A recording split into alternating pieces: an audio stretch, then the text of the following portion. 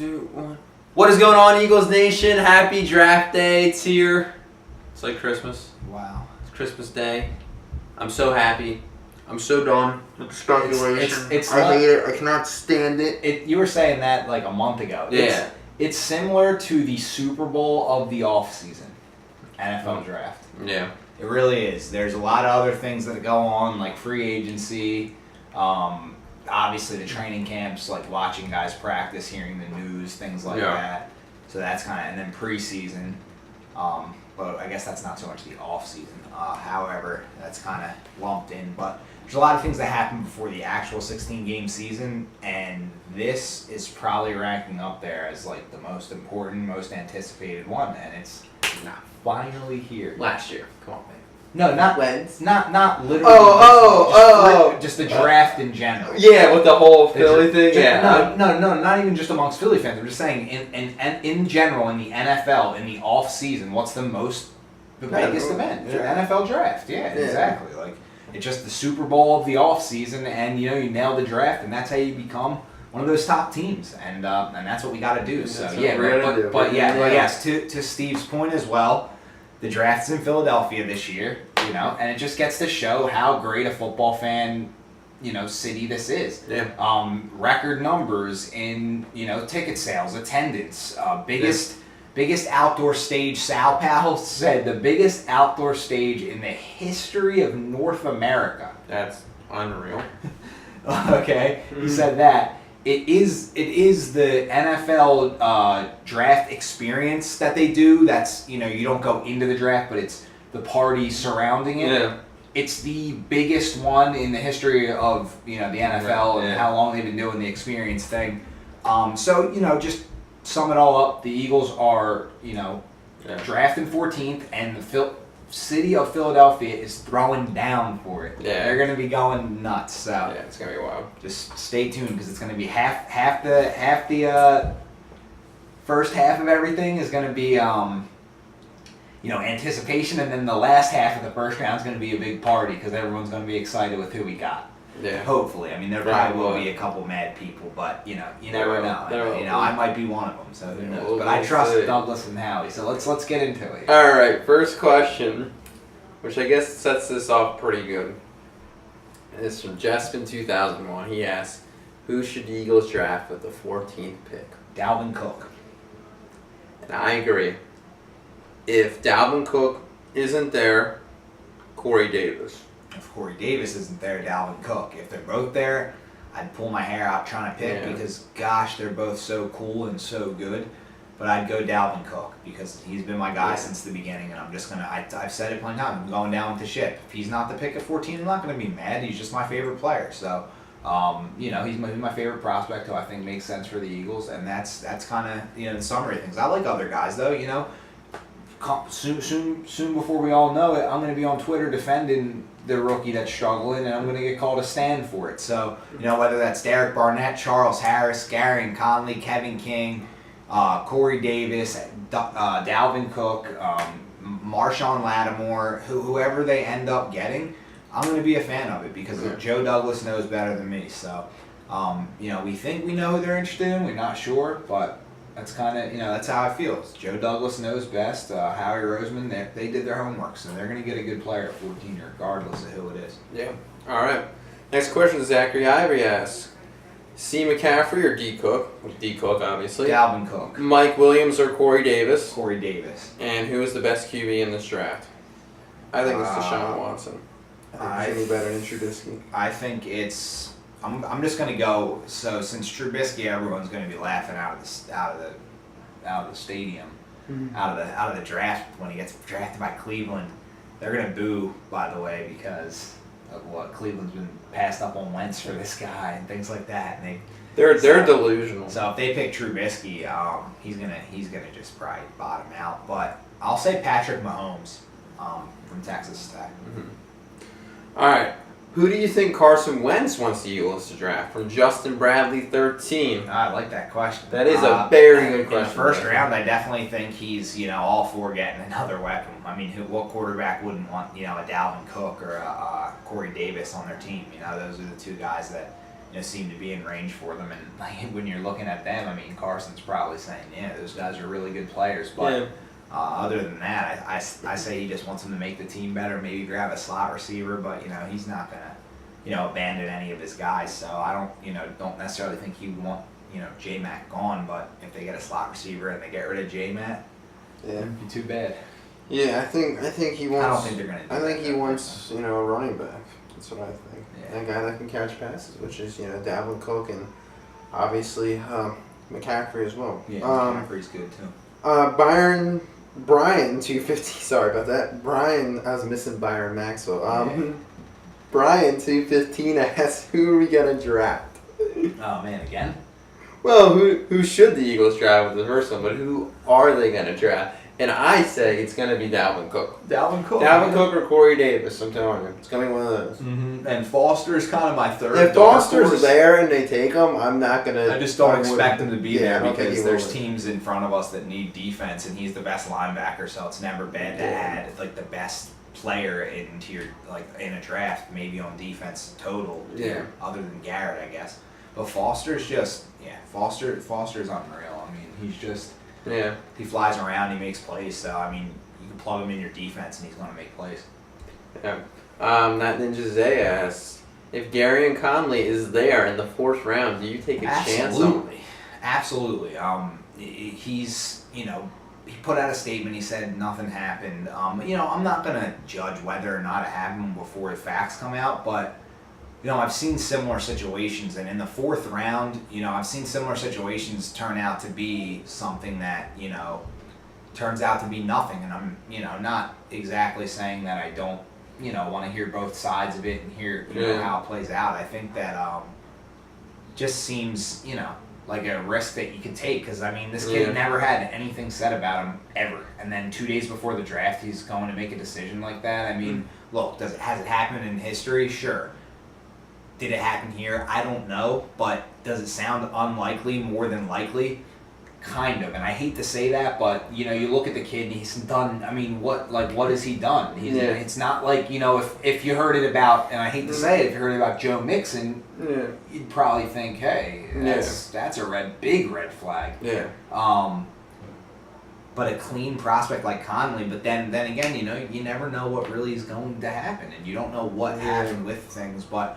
I just trust more so, the team doing their homework on a guy, and they really liked Conley, and I'm pretty sure that they would take the right steps to seeing if he would be worth a draft pick, and in the 4th round, I believe that that's a really good spot to get him. Yeah, it just I think it's.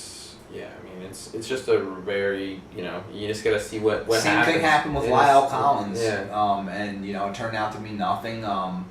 Wasn't exactly the same situation, but, it's, look, I don't, it's hard to say you want a guy when there's this allegation on it, because then it looks like you're okay with that, but...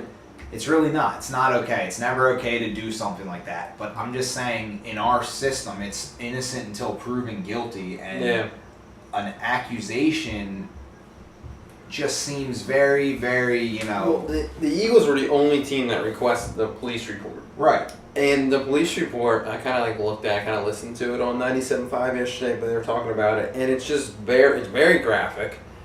And it just seems to me, now this is just my opinion, it seems that it's so graphic that if that happened, it wouldn't have just come out now.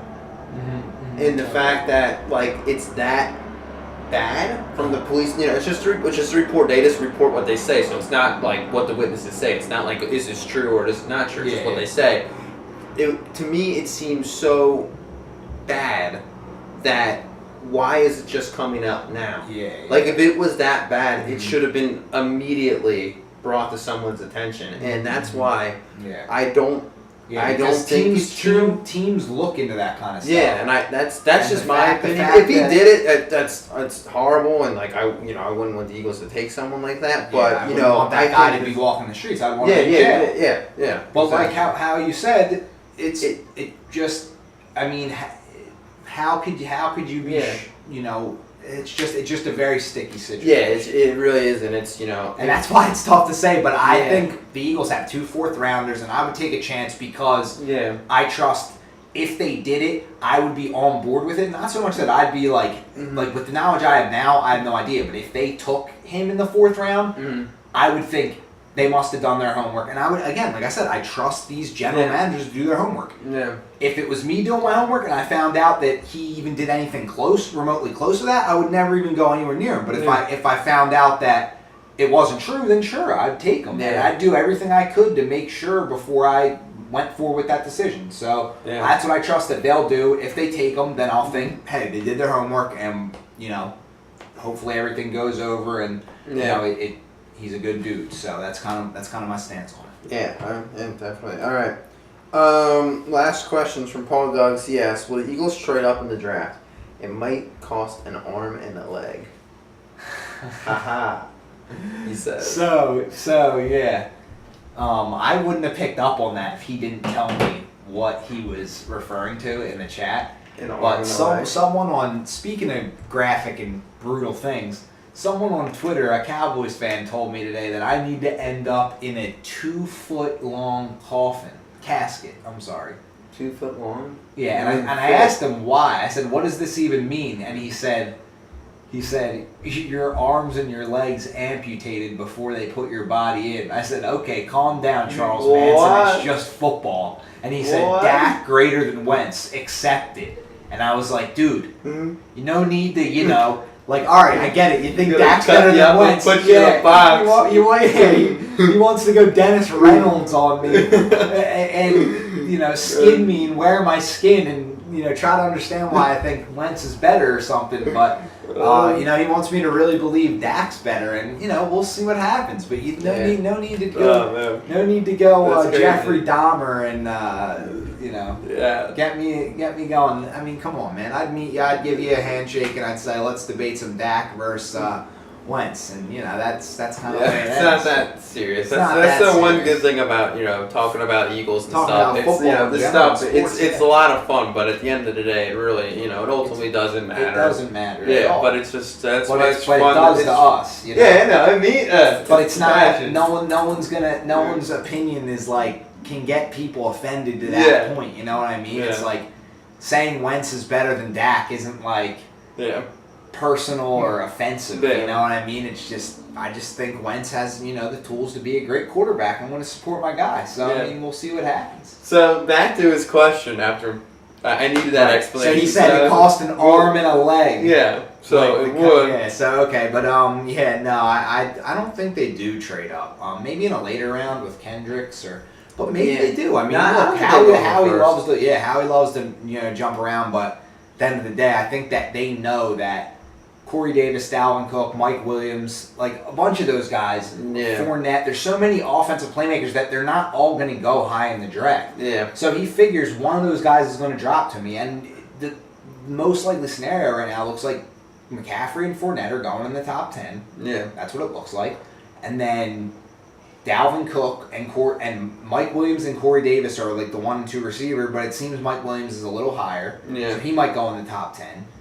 It looks like Corey Davis and Dalvin Cook are going to drop out of the top 10. And once they do, there's a countdown. There's 4 more picks until the pick. So if they don't go before you, or you can move up and get them, then you do it. And then there's guys like Reuben Foster who give you a little insurance as well. And the teams that are kind of right in front of you, like the Cardinals and the Saints, they kind of have different needs. So hurdling them isn't really that big deal. Not big. But what you don't want is a team to jump ahead of you from Baltimore's spot or the Colts, because apparently Baltimore's high on Corey Davis.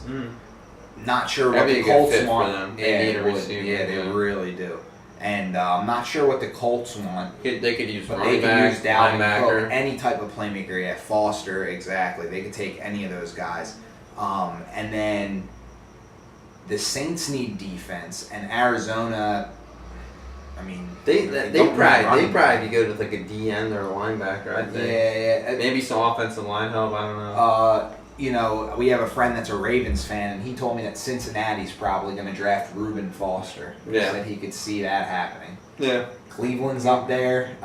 You never know. They're always a wild card. They might, do something no one expects. And then there's the offensive tackles, and someone might pick Cam Robinson in the top 15. So you never know. If you get the best tackle in the draft at like 10, Even 11, in a weak class, he's still good. That's pretty good value right there. Yeah, absolutely.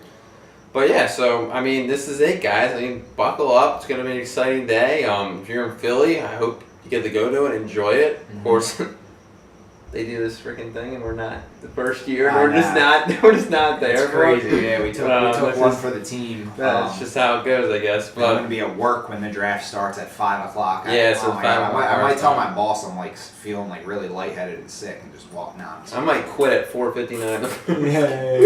I'm gonna be following along on my computer, and I'm gonna have it streaming and stuff, and just kind of be checking it out. And once I get out of there at 6, I'm bookending all the way somewhere with Wi-Fi, hopefully, and I have no idea where that's going to be. It's gonna be an adventure, that's for sure. We're excited. Draft day. Yeah. Happy draft, and let's see who we get. Yeah. And I got my Throwback Thursday out there with my Sam Bradford because he sacrificed himself for this pick, and this is still your pick and tweet. Yeah. The preseason performance. The performance of a lifetime. That was first round worthy. And I'll never forget, and neither should you. So, alright guys, we'll see you next time.